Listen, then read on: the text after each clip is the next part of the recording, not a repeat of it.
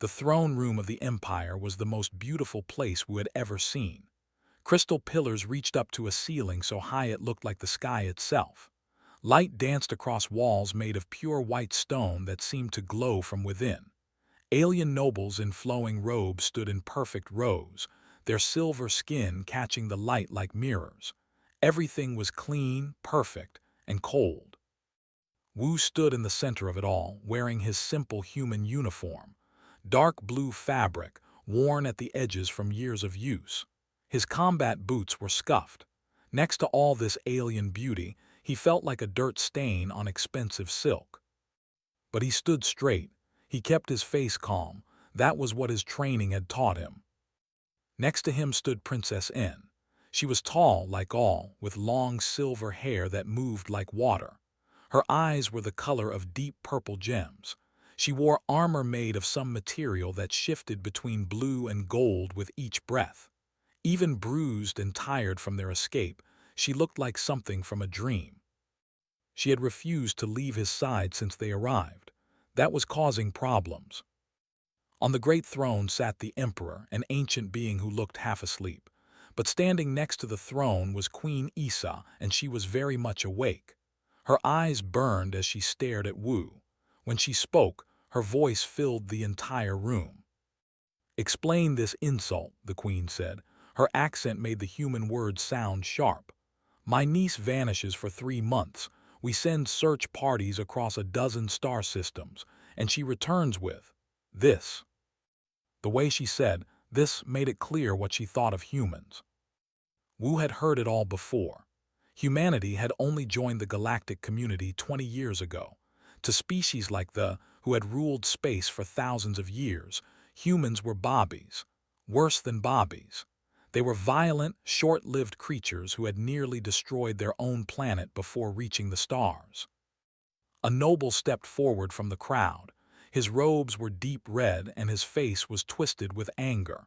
"The human should not stand in this sacred place," he hissed. "Make him kneel or remove him." Murmurs of agreement rippled through the court. Queen Isa's lips curved into a cold smile. "You hear them, human. Kneel before your betters." Wu met her eyes. He kept his voice respectful but firm. "With respect, your majesty, I cannot." The room exploded with angry voices. Some nobles shouted. Others made sounds that must have been insults. Guards moved their hands toward their weapons. Princess N moved closer to Wu. She raised her hand and the room slowly quieted. "He saved my life," she said. "He has earned the right to stand." "Saved?" The queen's voice was sharp as a knife. "From what? We received no distress signal, no ransom demand. You simply disappeared and now you appear with this primitive at your side. What are we to think?" Wu took a breath. Time to give his report. 3 months ago, I was commanding escort duty on the human cruiser's Pride. We were in neutral space near the belt. We picked up a distress signal from a small ship. He continued, keeping his voice steady. "When we arrived, we found the ship under attack. 6 pirate vessels. They had disabled the ship's engines and were trying to board." "And you expect us to believe you fought off 6 ships?" Another noble laughed. "Human vessels are barely advanced enough for deep space." "I didn't fight them," Wu said. "I ran." This caused more laughter. The queen's smile grew wider. "I piloted my ship into the belt, the asteroid field. The pirates followed." Wu's jaw tightened, remembering. "I used the asteroids as cover, tight turns, close calls. My crew thought I was crazy, but human ships are smaller than most. We can move in ways bigger ships cannot." Princess N spoke up. "He flew through gaps barely wider than his ship. He made the asteroids do his fighting for him. 2 pirate ships crashed trying to follow. The others gave up after an hour." "But my ship was damaged in the chase," Wu continued. "Life support was failing. Our jump drive was offline. The princess's ship was in worse shape. So I transferred her to my vessel and we drifted for 2 weeks while we made repairs." "2 weeks," the queen repeated, "alone with a princess." The accusation in her tone was clear. Wu's face grew hot, but he kept his voice calm. I gave Her Highness my quarters. I slept in the cargo bay. My crew can confirm this. And where is this crew? Still with the ship, completing repairs at the orbital station. They'll confirm everything I've said. Queen Isa studied him for a long moment. Then she looked at her niece. Why did you refuse the medical ship we sent? Why insist on this human escort? The princess lifted her chin. By law, he saved my life. I owe him a life debt. Until it is paid, I will not leave his side. The throne room erupted again. The life debt was sacred too, but the idea of a princess owing anything to a human was unthinkable. A new voice cut through the noise, smooth, confident, and cold. Perhaps the princess is confused, stressed from her ordeal. A male stepped forward. He was broad-shouldered and wore armor covered in metals. His face was handsome, but his eyes were like ice. This had to be Lord Hal, the one the princess had mentioned during their journey, the one she was supposed to marry.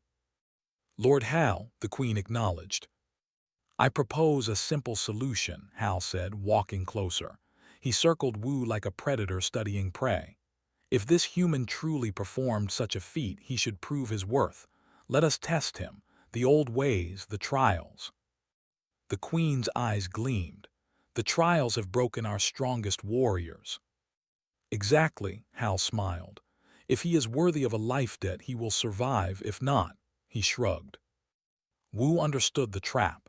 If he refused, he would look weak and the princess's claim would be dismissed. If he accepted, he would probably die. Either way, they would be rid of him. He thought of his sister. She had never backed down from a challenge. She had faced soldiers twice her size during the climate wars. She had stood her ground until the end. I accept, Wu said. Princess In grabbed his arm. Wu, you don't understand. The trials are meant to kill. He looked at her and smiled slightly. Then they're not so different from my normal Tuesday.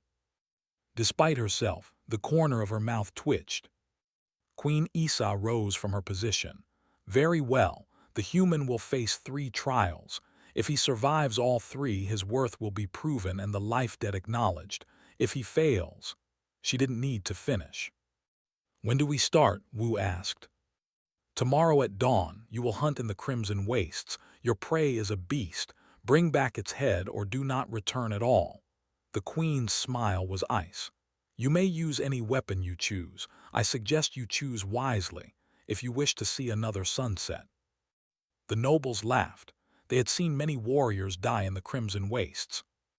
Wu simply nodded. I'll be ready. As guards led him away to quarters, he heard Lord Hal speaking quietly to the queen. This solves our problem nicely. The beast will kill him. The princess will see reason. Everything will proceed as planned. Walking down the crystalline hallways, Wu felt the weight of what he had agreed to. A trial designed to kill warriors, beings who were stronger, faster, and tougher than any human. But humans had one advantage. They were used to being outmatched. Their entire history was one long story of impossible victories. Wu had survived the climate wars. He had survived pirates. He had survived a dozen missions that should have killed him. Tomorrow he would survive this too. Or die trying. The Crimson Wastes earned their name. Everything was red. Red sand, red rocks, red sky at dawn. Wu stood at the edge of the dropship's ramp looking out at the endless desert.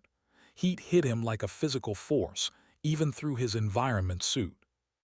Last chance to back out, human, the pilot said. She was young with curious eyes. No shame in admitting you're outmatched. Wu checked his weapon one more time. He had chosen a simple projectile rifle and a long knife. The had offered him energy weapons, plasma rifles, all sorts of advanced technology. He had refused it all. He knew what worked for him. I'm good, he said, and jumped out onto the red sand. The dropship lifted off immediately, leaving him alone. The wind howled across the empty landscape. In the distance, rock formations rose like broken teeth. Somewhere in this wasteland, a beast was waiting. Wu had studied what little information they had given him. There was big, fast, and had armored skin that could deflect most weapons. It hunted by sound and smell. Dozens of warriors had died trying to kill one. But warriors fought with honor. They faced the beast head-on, using strength against strength. Wu had no intention of fighting fair. He found a cave in the rocks and set up his base there. He spent the first 2 hours just watching and listening. He ate ration bars and drank water carefully. The suit kept him cool, but he couldn't waste energy. In his special forces training back on Earth, his instructor had always said the same thing. Before you fight, you think. Before you think, you watch. So he watched. The desert had a rhythm. Small creatures came out to hunt when the sun was highest. Larger predators waited until dusk. He saw tracks in the sand, patterns of movement. There was nocturnal. It slept during the day in deep caves. Good, that gave him time to prepare. Wu spent the afternoon setting traps, not to kill the beast, just to slow it down. He used rocks and his spare equipment to create noisemakers. He found a narrow canyon and studied its walls, looking for weak points. He climbed up and down, testing handholds, planning escape routes. All the while, he thought of Master back on Earth. His old martial arts teacher had been ancient and wise. Wu, he would say in Korean, the reed bends in the wind, the mighty oak breaks. Remember this. As the sun set, turning the sky blood red, Wu heard it, a roar that shook the ground. There was waking up. He climbed to a high point and waited. His rifle was ready, but he didn't plan to shoot yet. He needed to see it first, understand it. The beast appeared as darkness fell. It was massive, easily 5 meters tall when it stood on its back legs. Its body was covered in thick plates of natural armor. 6 legs moved with terrible grace. Its head was all teeth and sensors, designed for hunting in the dark. Beautiful and terrifying. Wu watched it hunt. The creature was following scent trails, searching for prey. It moved in patterns, circling, testing the air. Smart. This wasn't just a mindless monster. It was an apex predator, evolved over millions of years to be perfect at what it did. But evolution was slow. Humans adapted fast. The beast caught his scent. Its head swiveled toward his position. Wu didn't run. Not yet. He waited until the creature started climbing toward him, and then he moved. Not away from it, but parallel to it, heading toward the canyon he had scouted. The roared and gave chase. Wu ran, but not at full speed, just fast enough to stay ahead. He needed the beast angry, focused on him. He hit one of his noisemakers, and the clang of metal on rock made the creature flinch and snarl. Good, it didn't like loud sounds. Into the canyon, narrow walls on both sides. They had to squeeze through, slowing down. Wu had tied cables across the path at different heights, invisible in the dark. The beast hit the first one and stumbled. Wu climbed. His hands found the holds he had memorized, up the canyon wall, 20 meters high. The beast tried to follow, but its armored body was too heavy. The rocks crumbled under its weight. From above, Wu aimed carefully and fired, not at the armor.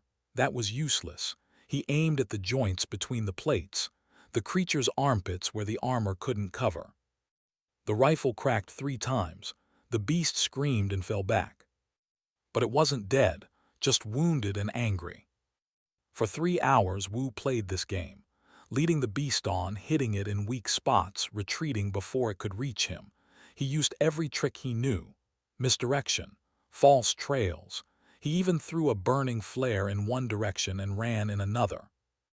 They was strong, but Wu was smart, and he was patient. Humans had learned patience the hard way. They had spent thousands of years as prey animals, hiding from bigger predators. That instinct was still there, buried deep. Finally, as the moon rose over the red desert, the beast was exhausted. It had lost too much blood from a dozen small wounds. It could barely stand. Wu approached carefully. He had 1 bullet left in his rifle. The creature lay on its side, breathing hard. Its eyes tracked him, but it couldn't rise. He thought about master again, about respect, about honor not to an enemy but to a worthy opponent. You fought well, Wu said quietly in Korean. Then in English, thank you for your strength. He aimed carefully and ended it quickly. One shot to the brain, clean, no suffering. Then he sat down next to the massive corpse and rested. His hands were shaking from adrenaline. His body ached, but he was alive. The hard part came next. He had to take the head back as proof. He used his knife, working carefully. It took over an hour. The armor was tough, but he found the joints and worked through them. All the while, he spoke to the creature. I'm sorry I have to do this, but they need proof. Your death has to mean something. When he was done, he couldn't carry the whole head. It was too heavy. So he took one of the armor plates instead and one of the long teeth. They would be enough to prove what he had done. As dawn broke over the crimson wastes, Wu activated his emergency beacon. The dropship came for him. The young pilot stared at him in shock. You actually did it. Is that so hard to believe? Wu asked, too tired to be offended. 17 warriors have tried in the last decade, she said quietly. You're the only one who came back. The flight back to the palace was quiet. Wu dozed, exhausted. He dreamed of Ah, his sister.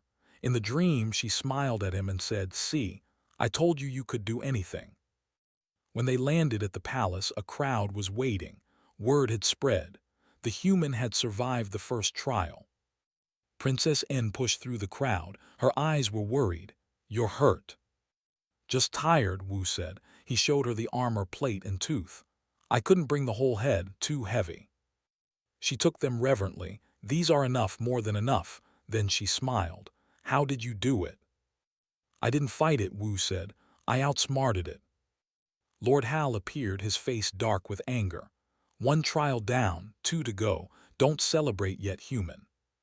I'm not celebrating, Wu said. I'm just doing what I said I would do. Queen Isa stood on a balcony above, watching. Her face showed nothing, but her eyes were thoughtful.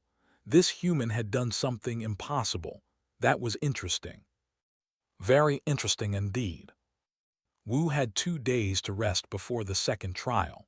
They gave him a room in the palace, which was more like a cell made of expensive materials.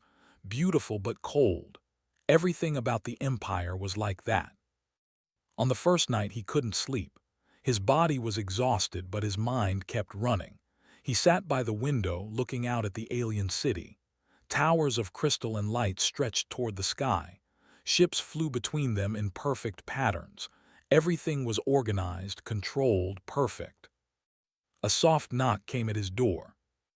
Princess N entered quietly. She wore simple robes instead of armor. Her silver hair was loose around her shoulders. She looked younger, more uncertain. I thought you would be asleep, she said. Too much thinking, Wu replied. You shouldn't be here, people will talk. Let them talk. She sat down across from him. I need to tell you the truth about why I was really in human space. Wu waited. He had suspected there was more to her story. I wasn't on a diplomatic mission, In said. I was running away from him, from Lord Hal. The one you're supposed to marry. She nodded. It was arranged when I was a child. I had no choice. But 6 months ago I discovered something. Hal isn't just cruel, he's dangerous. He's part of a group of nobles who want war with humanity. That made Wu sit up straight. War, why? Because you scare them. N's eyes were intense. Humanity has only been in space for 20 years, but you're already everywhere. You adapt, you innovate, you refuse to follow the rules. In another century, you could rival the Empire. So Hal wants to crush you now while you're still weak. And the marriage? If he marries me, he gains support from the royal family. It gives him legitimacy, power. She looked down at her hands. I tried to tell my uncle, the emperor, but he's old and tired. He doesn't want conflict, so I took documents, proof of the conspiracy, and I ran. To human space. I wanted to understand you, she said. I had heard stories. how humans survived on a dying planet, how you fought wars that should have destroyed you but instead made you stronger. I wanted to see if the stories were true. And are they? And smiled. You survived the Crimson Wastes. What do you think? There was silence for a moment. Then Wu asked the question that had been bothering him. Those pirates, they weren't really pirates, were they? No, they were Hal's men. He found out where I was and sent them to capture me, to bring me back. She met his eyes. You really did save my life, Wu, and now you're risking yours for me. I gave my word, he said simply. She studied him like he was a puzzle she was trying to solve. Don't understand that. Words are just sounds to most of them. Power is what matters, but you humans, you'll die for a promise. Not all of us, but enough of us. The princess stood to leave, then paused at the door. The second trial is combat. 6 of our best warriors. They'll try to kill you, Wu. This isn't a test anymore. Hal has made sure of that. I know, Wu said. Can you win? He thought about his training, about every fight he had been in, every battle he had survived. I don't know, but I'll try. After she left, Wu did sleep, but his dreams were full of violence. The second trial took place in the great arena. Thousands have filled the seats, come to watch the human either prove himself or die. The noise was deafening.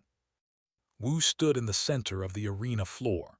He wore light armor, human-made, and carried a long staff. It was similar to the bong he had trained with as a young man in Korea. Simple wood and metal, nothing fancy. The head laughed when he chose it. They carried energy blades and plasma weapons, advanced technology against a stick.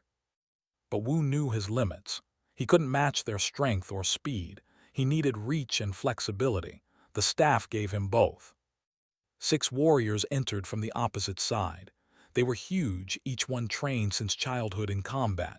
Their armor gleamed. Their weapons hummed with power. Queen Isa's voice echoed across the arena. The trial begins. Fight until one side cannot continue. There are no other rules. The warriors charged. Wu didn't meet their charge. He moved sideways, making them adjust their line. Small advantage, but he needed everyone he could get. The first warrior reached him, swinging an energy blade. Wu ducked under it and jabbed the end of his staff into the warrior's knee. Not hard enough to break it, just enough to make him stumble. Then he was moving again, staying between opponents, never letting them surround him. His training took over, master's voice in his head. Fast is not the same as rushed, smooth is fast. He flowed between attacks, using his staff to redirect blows rather than block them. When an energy blade came at his head, he tilted it aside with the staff and stepped in close where the long blade was useless. A knee to the stomach, a headbutt to the face, fighting dirty. They were skilled, but they fought with honor. They had patterns, techniques they had been taught. Wu had been taught to survive. That meant no patterns, no honor, just whatever worked. He fought for what felt like hours but was probably only minutes. His staff cracked against armor, found joints, tripped opponents. He used every trick he knew, feints, false openings. He made them angry, made them careless. But there were 6 of them and one of him. Slowly they wore him down. A blow got through his defense and cracked his ribs. Another cut his shoulder. Blood ran down his arm. He was losing, he knew it, they knew it. One of the warriors, a female with scars across her face, smiled. You fought well, human, but this is the end. She was probably right. Wu could barely hold his staff anymore. His vision was blurring from pain and exhaustion. But Ah had fought until the end. She had never given up, even when enemy soldiers surrounded her. She had stood her ground. Wu wouldn't dishonor her memory by quitting. He charged forward with a scream, pure adrenaline overriding pain. The warriors weren't expecting it. He slammed his staff into the warrior's weapon, knocking it aside, then swept her legs out from under her. She fell hard. That left 5. The fight became a blur of movement and pain. Wu stopped thinking and just reacted. Block, strike, Move, dodge, survive. One more warrior went down when Wu caught him off balance and drove the staff into his throat. Not lethal, but he stayed down gasping. 4 left. Wu's vision tunneled. He was running on empty now, pure instinct and will. The staff was an extension of his body. Every movement was economy itself. No wasted energy. Another warrior fell, then another. Somehow, impossibly, the odds were evening. The last 2 warriors looked at each other, then at him. There was something like respect in their eyes now.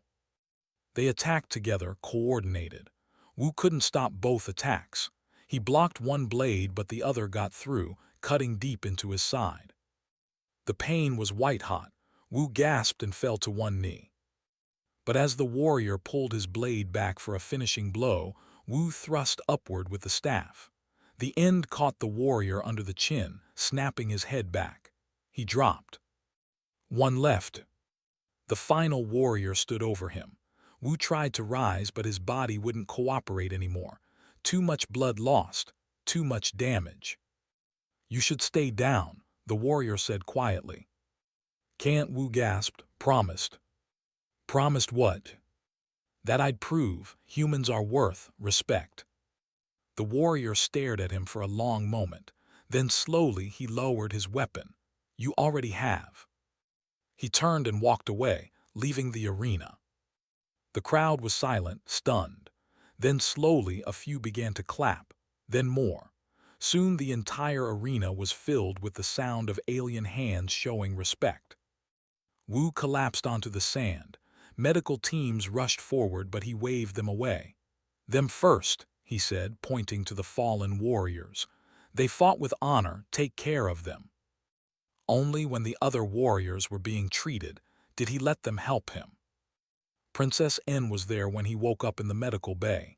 She had tears in her eyes. You idiot, you could have died. But I didn't, he said, then winced as pain shot through his side. No, you didn't, and you've made me very proud. From the doorway a cold voice spoke. How touching. Lord Hal entered, his face a mask of barely controlled rage. 2 trials down, 1 to go, and I promise you, human, the last one will break you. Ambassador Li Jin arrived the day before the 3rd trial. She was a small woman with steel-gray hair and eyes that missed nothing. She had been one of Earth's top diplomats for 30 years, and she didn't trust the one bit. She found Wu in the medical bay, still recovering from the arena. His ribs were wrapped, and his shoulder was in a support brace. He looked terrible. Commander, she said formally, then switched to Korean. What the hell are you doing? My job, Ambassador, he replied in the same language. Your job was to escort a VIP safely, not to participate in alien death games. She sat down heavily in a chair. Do you have any idea what's happening back home? You're all over the news. Some people are calling you a hero. Others say you're making humans look desperate for alien approval. What do you say? Jin was quiet for a moment. I say you're one stubborn bastard just like your sister. That made Wu look up. You knew We served together in the climate wars. She saved my life once. The ambassador's face softened. She'd be proud of you, probably also think you're an idiot but proud. That sounds like her. Jin pulled out a small data pad. I need to tell you something. We've been investigating the pirate attack on Princess N. You were right to be suspicious. They weren't random pirates.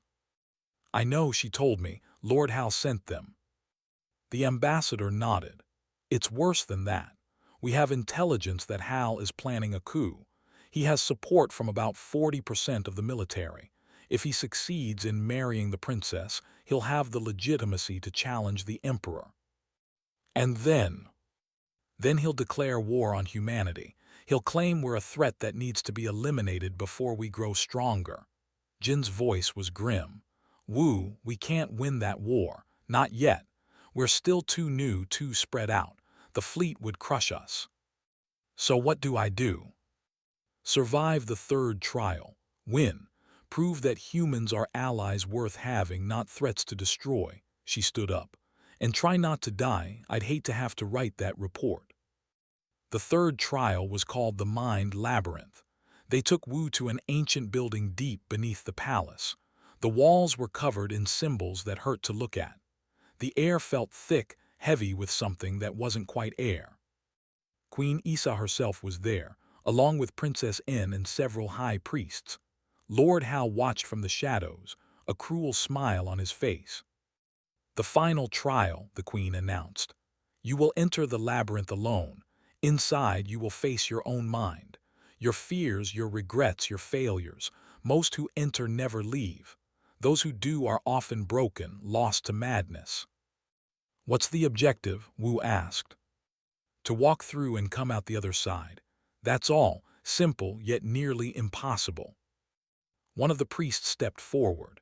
He placed a metal circlet on Wu's head. This will connect you to the labyrinth. Once inside, everything will seem real. Your mind will not know the difference between memory and reality. If you die in the labyrinth, your heart may stop from the shock. Encouraging, Wu muttered. Princess N grabbed his hand. You don't have to do this. We can find another way. There is no other way, Wu said gently. You know that. She squeezed his hand, then let go. Wu walked through the entrance of the labyrinth. The door sealed behind him with a sound like a tomb closing. At first, nothing happened. He walked through dark corridors, his footsteps echoing. Then the walls began to change, to shift. The corridor became familiar, too familiar. He was back on Earth, but not the Earth of his childhood. This was the Earth of the climate wars, burning under a red sky. Ah stood in front of him, bleeding from a dozen wounds. Enemy soldiers surrounded her. Wu, she called out, help me, please. He tried to run to her, but his feet wouldn't move. He watched as the soldiers raised their weapons. He screamed her name, but no sound came out. The guns fired, Ah fell, and Wu could only watch, helpless. No, he fell to his knees. No, no, no. The scene changed. Now he was on a transport ship. His squad was with him. Park Jinwoo, his pilot, Na, his engineer, others whose names he had tried to forget. They were heading into a combat zone. Wu was in command. He made the call to approach from the east. It seemed like the right choice. But it wasn't. They flew straight into an ambush. The ship exploded. He watched his crew die, their faces turned toward him, accusing. Why did you lead us here? Why didn't you save us? The labyrinth showed him every failure, every mistake, every person he had failed to save. The faces blurred together, a parade of the dead and the broken. This was the trial, not physical strength, not intelligence. This was about facing the weight of your own soul and not being crushed by it. Wu could feel himself breaking. The guilt, the pain, the regret, it was too much. No one could carry this much and stay whole. But then through the pain he heard Master's voice. Not a memory this time, something deeper. Wu, do you know why I taught you the reed and not the oak? Because the reed bends, Wu whispered. No, because the reed accepts what it is. It does not pretend to be the oak. It does not try to be unbreakable. It bends, and in bending it survives. Wu opened his eyes. The visions were still there all around him. Ah's death, his crew's faces, every failure. But instead of trying to run from them, instead of trying to fight them, he stopped. He looked at them, really looked. I failed you, he said to Ah's ghost. I couldn't save you, that will haunt me forever, but I've saved others because of what you taught me. Your death wasn't meaningless. To his crew, I made the wrong call. I live with that every day, but I learned from it. I became better. I saved more lives because I understood the cost of failure. To all the faces in the darkness, I'm not perfect. I never will be. I carry you with me, all of you. That weight makes me human. It makes me careful. It makes me try harder. The labyrinth shifted. The darkness pulled back. Wu stood up. He walked forward through the corridor of his failures, not running, not fighting, just walking, acknowledging each one, accepting them. Humans don't have to be fearless, he said to the darkness. We just have to keep moving forward despite our fear. We don't have to be perfect. We just have to try to be better than we were yesterday. The corridor ended. Light appeared ahead. You want to know what makes humans different? Wu's voice grew stronger. We break, we shatter, we fail, but we get back up every single time. We carry our dead with us, and that weight makes us strong, not weak. We remember our failures and they teach us. We don't need to be the strongest we just need to be the ones who never stop trying. He walked into the light. On the other side, the priests were staring at him in shock. The trial had taken 6 hours. Most people lasted less than one before going mad or giving up. Queen Isa stood, her face unreadable. Impossible. No one has survived the mind labyrinth in 300 years. Wu pulled off the metal circlet. His hands were shaking and tears ran down his face, but he was smiling. I'm human, he said simply. We specialize in impossible. Princess N ran to him and caught him as his legs gave out. She was crying too, but smiling. You did it. All 3 trials, you actually did it. Lord Hal's face was twisted with rage. He stepped forward. This proves nothing. The trials were meant for not primitive humans. The Queen should. The Queen, Isa interrupted coldly, has seen enough. She looked at Wu with something like wonder. 3 trials, 3 victories. The life debt is acknowledged. More than that, she paused. This human has shown worth beyond measure. I would speak with him privately. As guards helped Wu to his feet, he saw Hal's hand move toward his weapon. Just a twitch, but Wu's training caught it.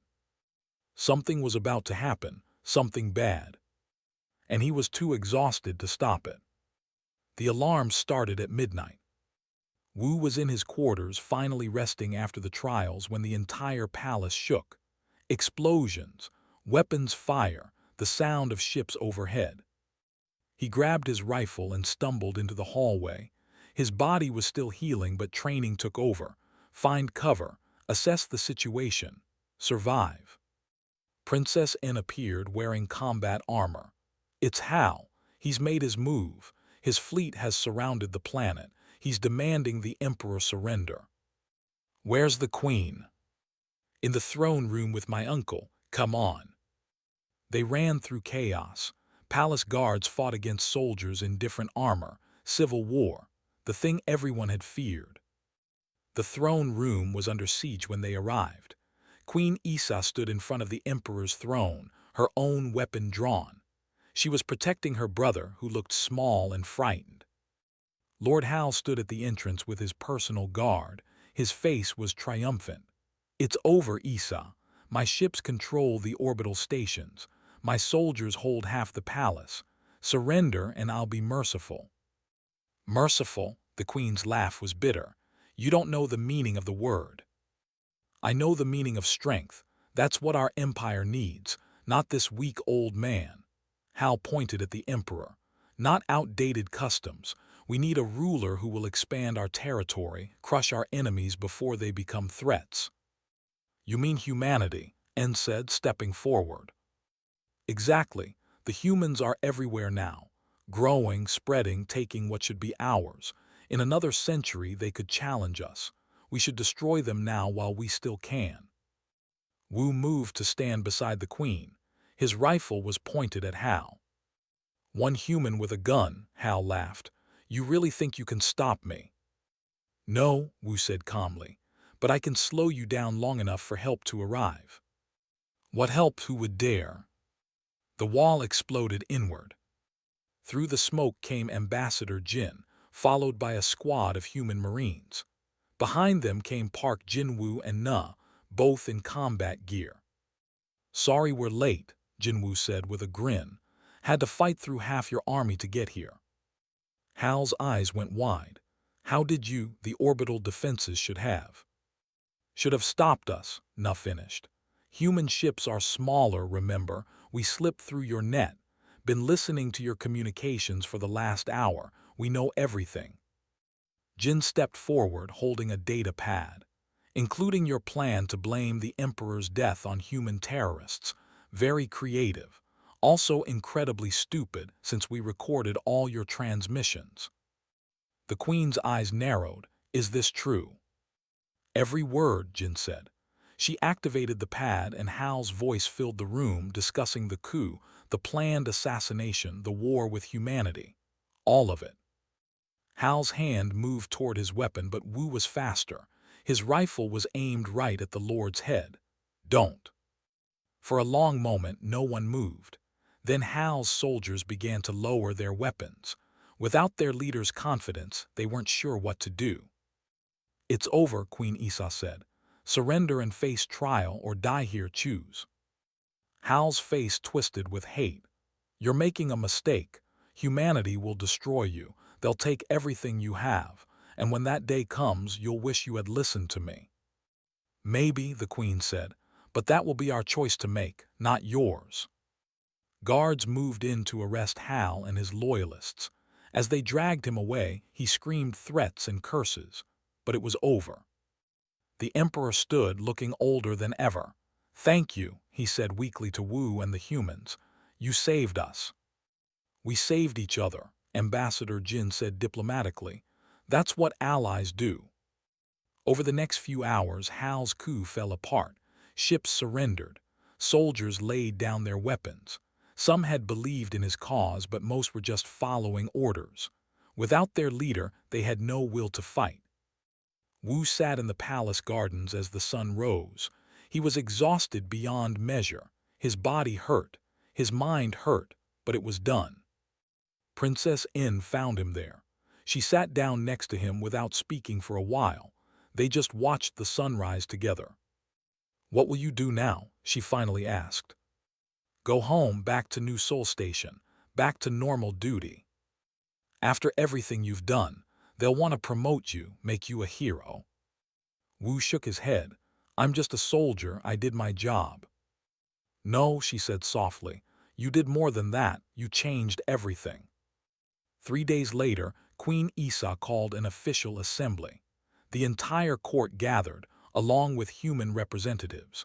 News services from across the galaxy were watching. The Emperor was there, but it was clear the Queen was in charge now. She stood tall and proud, her voice carrying across the great hall. "We stand at a crossroads," she began. "For thousands of years, the Empire has ruled through strength and superiority. We believed ourselves to be the pinnacle of civilization. We looked down on younger species as inferior." She paused, letting her words sink in. "We were wrong." Gasps from the nobles. The Queen continued. "Strength without wisdom is just violence. Power without purpose is just tyranny. We became so proud of what we were that we stopped growing. We stopped learning. We became stagnant." She gestured to Wu, who stood uncomfortably in his dress uniform. "Then this human came to our world. He faced our trials designed to break our strongest warriors. He should have failed. By every measure, he was outmatched, but he didn't fail. Do you know why?" The room was silent. "Because he didn't try to be stronger than our warriors. He didn't try to be more advanced than our technology. He was simply completely himself. A human, flawed, mortal, carrying the weight of his failures and his dead, and that made him stronger than any of us." Queen Isa turned to look at Wu directly. Her next words would be remembered for centuries. "Who is this man?" she asked, her voice full of genuine wonder. "This human who survived the impossible, who stood when he should have fallen, who faced his own demons and walked through them, who saved a princess, exposed a conspiracy, and showed us that we had become the very thing we claimed to despise, afraid of change." Princess N stepped forward then. She was smiling, truly smiling for the first time in months. "He is the future," she said clearly. "He is proof that strength comes in many forms, that wisdom can be found in the most unexpected places, that the voice in the galaxy might have the most important things to say." She looked at Wu with warmth and respect. "Humanity has only walked among the stars for 20 years. They have no vast empire, no ancient technology, no overwhelming power, but they have something we lost long ago, The will to keep fighting, keep growing, keep reaching for something better. They fail and they learn. They fall and they rise. They die, but their dreams live on in those who come after. The Queen nodded slowly. And that is why today I propose a new path for the Empire, not as masters of the galaxy but as partners. We will form a formal alliance with humanity, equal voices, equal respect, equal opportunity. The room erupted in argument. Some nobles supported it, others were outraged. But the Queen's voice cut through the noise. This is not a request. This is the future. Adapt or be left behind. Those are your choices. She turned back to Wu. The alliance will be called the Wu Accords, in honor of the man who showed us a better way. Wu's face went red.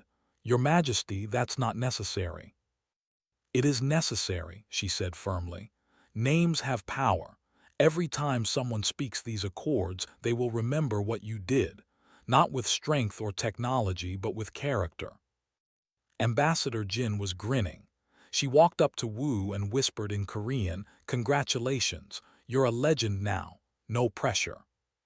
The formal ceremony took hours. Treaties were signed. Speeches were made. Wu had to stand through all of it feeling like an. But afterward, when the crowds had cleared, Queen Isa approached him privately. "You never wanted this attention, did you?" she asked. "No, Your Majesty. I just wanted to keep my promise to protect the princess." "And in doing so, you protected us all." She studied him. "I misjudged humans. I thought you were violent children playing with technology you didn't understand. But you're not children. You're survivors, adapters. The universe threw everything at you and you refused to break." "We break all the time," Wu said. "We just put ourselves back together and keep going." "Yes," the Queen said thoughtfully. "That's exactly my point." Months later, Wu stood on New Seoul Station looking out at the stars. The Wu Accords had been. Human cooperation was growing. The galaxy was changing. He had declined all the promotions, all the honors. He was still just Commander Wu doing his job. But the job was different now. He was part of a joint task force, training humans and to work together, teaching them that different didn't mean inferior. A ship docked at the station. Wu watched passengers disembark, then he smiled. Princess N walked down the ramp. She had renounced her royal title and joined the diplomatic corps. She was an ambassador now, a bridge between their peoples. She saw him and smiled back. They met in the middle of the docking bay. "Thought you'd be on some other station by now," Wu said. "Requested this assignment specifically," N replied. "Someone needs to keep an eye on you. Make sure you don't start any more galactic incidents." That was one time. One time that changed everything. They walked together toward the station interior. Around them, humans and worked side by side, still learning, still adjusting, but trying. "What do you think will happen?" N asked. "To all of this, the alliance, the future." Wu thought about his sister Ah, about Master, about every person who had believed he could do something worth doing. "I think we'll figure it out," he said. "Humans and together, we'll make mistakes. We'll have conflicts, but we'll keep trying. That's what makes it worth doing." "Very philosophical," N said with a slight smile. "I had a good teacher." They stood at the observation window, looking out at the vast emptiness of space, filled with dangers and wonders, challenges and opportunities. And humanity, barely 20 years among the stars, was ready to face it all. Not because they were the strongest but because they were human. And humans never stopped trying.